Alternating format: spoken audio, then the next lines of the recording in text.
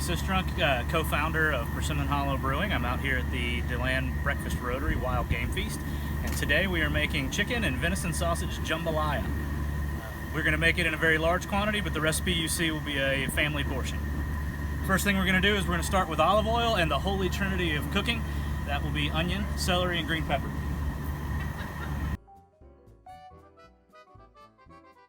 It's important to let your oil get a little bit hot before you start adding the vegetables in. We really want to sweat those vegetables down. No reason to add vegetables into cold oil.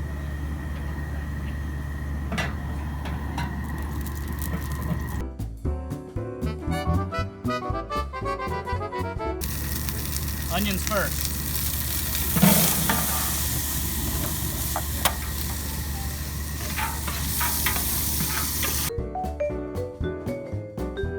These may look like big chunks of onion, but these are they're gonna cook down for a long time. They're gonna get a lot smaller as we cook.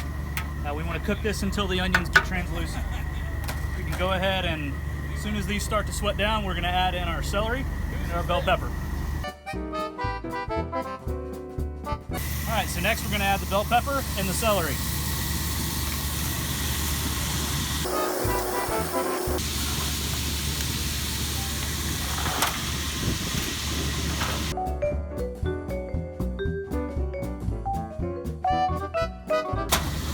Wondering how long do you cook your Holy Trinity? That is the Holy Trinity.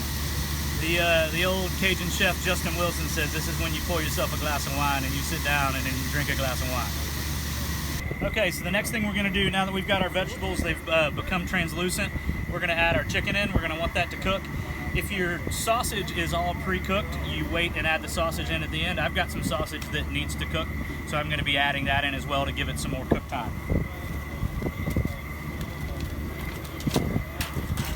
These are diced chicken thighs. We've diced them up nicely, bite-sized chicken thighs.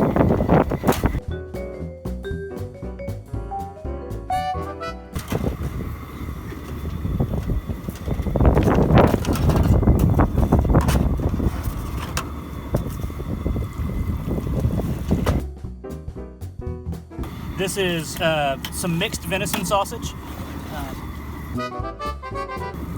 You could use any kind of smoked sausage that you want. A traditional jambalaya is going to use an andouille type sausage, a spicy sausage. For this wild game feast, we're obviously using a wild game sausage. Okay, so you really want to make sure that your chicken has some time to cook. I put the lid on my pot just to let that chicken steam a little bit since it's a very large amount. Please don't use chicken breasts in your jambalaya. The thighs are going to give so much more flavor. So you want to make sure you're stirring this around. You should be getting some nice liquid off of it. Now it's time for us to add the spices and the tomatoes. You don't want to add the tomatoes in too early. If you do, they'll completely disintegrate and you'll lose the tomatoes in your jambalaya. So we're going to add some salt.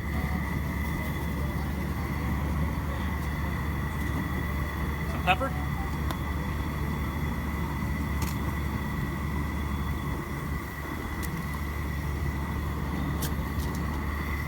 Worcestershire sauce,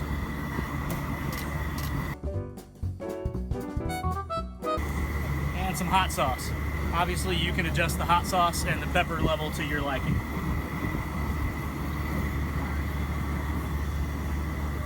I'm making a lot, so I'm using a lot of hot sauce.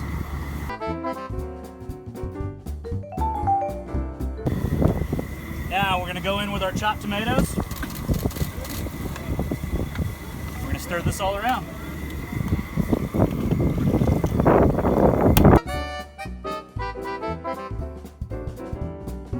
The next thing we're going to do is we're going to add the bay leaves. Make sure you fish those out at the end. And then we're going to go ahead and go in with the rest of our smoked sausage. So this has already been pre-cooked, so this doesn't need any cook time. We're just going to get it in right here near the end. All right, so the last step is we're going to add the chicken stock and the rice. First thing I'm going to do is add the rice, then the chicken stock.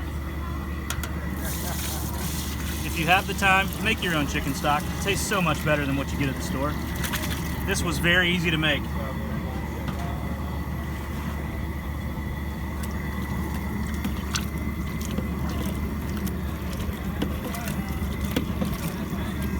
because that's it. That's the jambalaya. And now we're going to cover this. We're going to let it cook until all the liquid is absorbed. The rice will have cooked, and it'll be ready to serve.